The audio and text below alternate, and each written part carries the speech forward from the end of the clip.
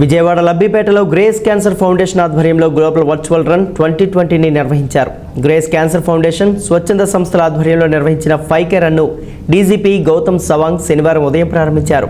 ప్రపంచవ్యాప్తంగా ఇప్పటికే 1.3 మిలియన్ ప్రజలు ఈ రన్ కోసం రిజిస్ట్రేషన్ చేసుకున్నారు. ఈ క్యాన్సర్పై ప్రజల్లో అవగాహన కల్పన కోసం ఈ రన్ను నిర్వహించారు.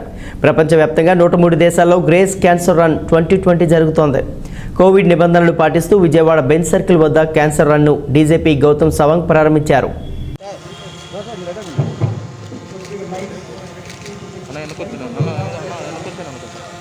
డీజీపీ గారు ఇప్పుడు ఈ రన్ని ప్రారంభించుకోవడం జరుగుతుంది. అందరూ రన్లో పార్టిసిపేట్ చేసేటువంటి వారందరూ కూడా రెడీగా ఉండమని కోరుతాము.